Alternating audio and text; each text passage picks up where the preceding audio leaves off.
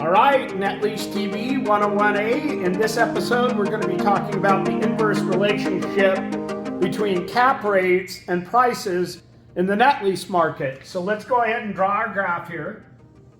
We got our graph. All right, and again, it's inverse. It's an inverse relationship. In other words, let's say this is a 10 cap. All right, and if we go across and down, this would be our price. We'll call this price of 1. If we're at a 7 cap, this would be our price. Okay, we'll call this price 2.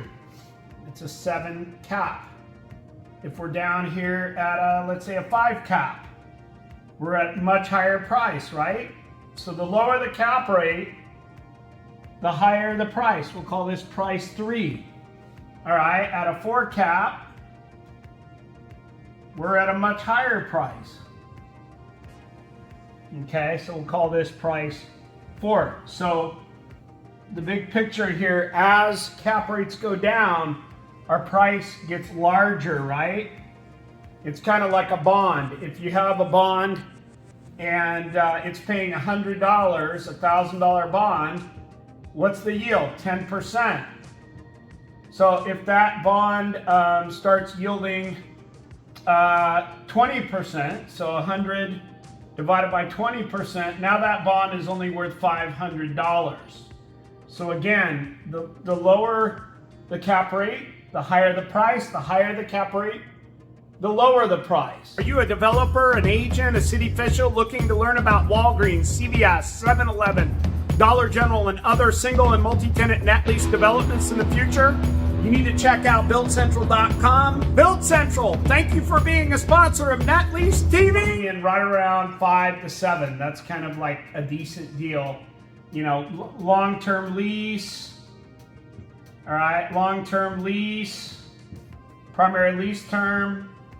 You know, environmental should be clean, but you always want to check environmental, right? Environmental should be clean, but you always want to check it. So in other words, in this price range, 5 to 7 cap, you should have like long-term lease, environmental should be decent, good credit of the tenant, okay, or the guarantor. As you get from 7 to 10 cap, you're going to see probably environmental problems. Okay, environmental problems. Bad credit of the tenant, and the guarantor. And the third thing is short leases, right? Short primary leases. Short primary lease term, where the tenant, or a bad location, right? Bad location, bad store sales. So here up in this 7 to 10%, yeah, you make a lot more, but you may not be able to get financing on the property. Your tenant may go bankrupt. You may not, you have a short lease, they may not renew. So right now, kind of a sweet spot, I would say, is the 5 to 7 cap range.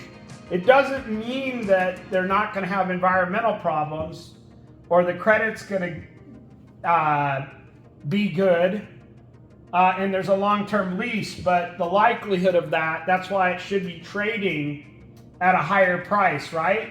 The big picture here is lower the cap rate, higher the price, and that's because there's less risk at a lower cap rate normally. There's caveats to that. But as you get more return, you're going to have more risk, right? I would say more risk. You could just say risk and probably less risk in this range, right? Less risk. But always review a net lease transaction with your attorney, your CPA, and you want to analyze all parts of that transaction. I hope you liked this episode of Net Lease TV 101A. Have a great day. Thanks again.